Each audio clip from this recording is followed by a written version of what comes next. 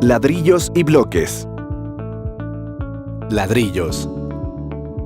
Los muros de mampostería pueden ser de ladrillos o bloques de cemento. El mejor ladrillo es el sólido de arcilla. También se pueden utilizar ladrillos con perforaciones verticales que ocupen menos del 50% de la superficie. Nunca se debe usar ladrillos con perforaciones horizontales. El ancho mínimo debería ser de 15 centímetros. Un buen ladrillo tiene que ser regular en su forma, de color uniforme, sin deformación, sin grietas. Para garantizar el buen funcionamiento de un ladrillo, se puede hacer las siguientes pruebas. Rayar un ladrillo con un cuchillo. Si es de buena calidad, no se rayará fácilmente. La prueba de los 3 puntos. Una persona debe subirse sobre un ladrillo que esté apoyado sobre el borde de otros 2. Si se rompe, es de mala calidad. Al golpear los ladrillos, estos deben producir un sonido metálico. Bloques.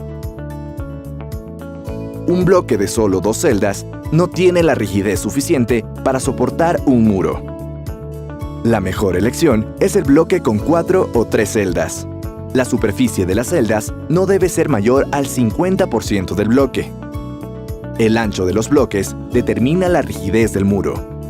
Los bloques deben tener un mínimo de 15 a 20 centímetros de ancho. Para comprobar que los bloques estén en buen estado, se debe hacer la siguiente prueba. Dejar caer 5 bloques desde una altura de 1,5 metros sobre una superficie dura, como concreto.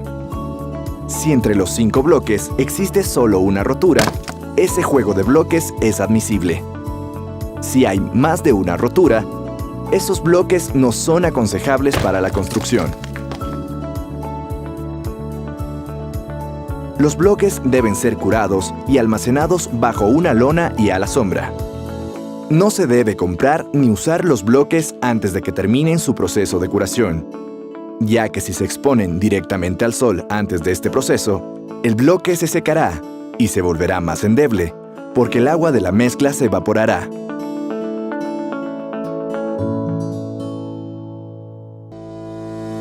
Muros de mampostería. Preparado de la mampostería. Los muros son el elemento más importante del sistema de mampostería confinada, porque son estos los que soportan las fuerzas verticales y horizontales en una construcción. En caso de sismos, los muros son los elementos más importantes para que la construcción no se derrumbe. 30 minutos antes de empezar la mampostería, se debe mojar los ladrillos para que no chupen el agua del mortero. Existen varios métodos para humedecerlos. Sumergirlos en un balde con agua, restregarlos con un cepillo mojado o regarlos con manguera o balde. Nunca se debe mojar los ladrillos con agua de mar. Levantamiento del muro. Para levantar correctamente un muro, se debe seguir los siguientes pasos. 1. Regar el concreto de la viga de cimentación. 2. Fijar a plomo un tablero o un listón como guía para la mampostería en las 2 columnas de amarre del muro. 3. Tender la piola de nivel. 4. Colocar solo una hilada de ladrillos por vez. 5. Revisar que las juntas tengan entre 10 y 15 milímetros. Esto se puede comprobar fácilmente comparándolas con el grosor del dedo meñique. 6. Comprobar que las juntas verticales estén llenas de mortero. Un muro correctamente levantado debe estar trabado. El trabado consiste en intercalar las juntas verticales para que no queden una sobre otra. Cada ladrillo debe estar de 1/3 hasta 1/2 del ladrillo de abajo. No se debe construir muros de más de 1,20 m de altura. Para alturas mayores a 1,20 m, es imprescindible colocar una banda sísmica. El dentado. La separación mínima entre el muro de mampostería y la canastilla debe ser de 3 centímetros. Se puede comprobar esta distancia con la última falange del dedo pulgar. El dentado debe tener una separación máxima de 5 centímetros. Curado del mortero. Para garantizar muros sólidos, el mortero de los muros también debe ser curado. Hay que mantenerlos húmedos, regándolos regularmente durante una semana. Nunca se debe dejar secar bajo el sol. Para eso, se debe colocar una lona plástica sobre estos.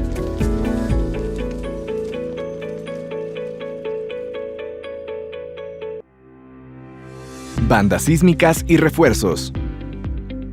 Bandas sísmicas. Armado y conexión con las columnas de amarre. Para reforzar los muros de mampostería, se necesita construir bandas horizontales de hormigón armado que se llaman bandas sísmicas. Las bandas deben estar construidas de la siguiente manera: con 2 varillas de 10 milímetros de diámetro,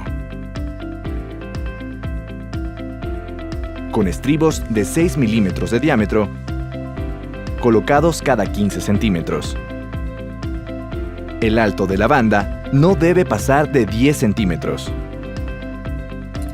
Y se debe usar separadores a uno y otro lado de la armadura. Para amarrar las bandas sísmicas a las columnas de amarre, se debe empalmar sus 2 varillas con las varillas de las columnas de amarre por mínimo 30 centímetros. Una medida menor a esta no garantiza estabilidad en la estructura. En caso de cruce con una columna de amarre, se debe respetar el traslape de 60 veces el diámetro de la varilla. Refuerzos de aberturas. Todas las aberturas, como ventanas y puertas, se deben enmarcar con refuerzos verticales y horizontales. Los refuerzos deben estar construidos de la siguiente manera: con 2 varillas de 10 milímetros de diámetro, con estribos de 6 milímetros de diámetro colocados cada 15 centímetros. Y se debe usar separadores a uno y otro lado de la armadura. Cada refuerzo vertical se debe amarrar a las bandas sísmicas o a las vigas de amarre con un empalme de mínimo 30 centímetros.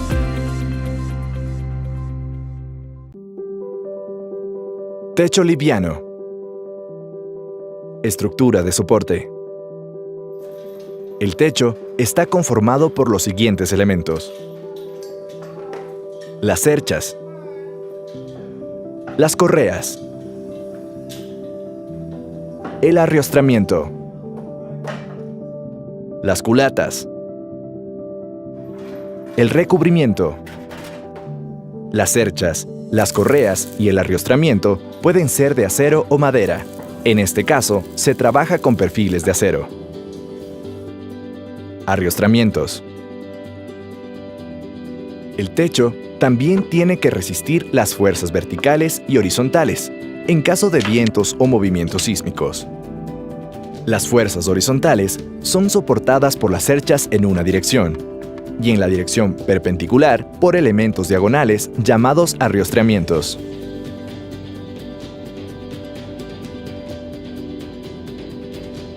Culatas.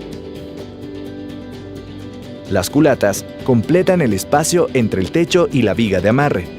Pueden ser muros confinados o estar hechas de materiales más ligeros como la caña picada, que aparte de ser una solución más barata, facilita una mejor circulación del aire en la vivienda. Anclaje. Hay que asegurar el anclaje de la estructura del techo con las vigas de amarre, mediante unas varillas adicionales de acero que sobresalen de la viga superior. Estas varillas se deben doblar alrededor de los perfiles de acero y ser soldadas. Para evitar corrosión en las sueldas, es importante recubrir las soldaduras con pintura anticorrosiva,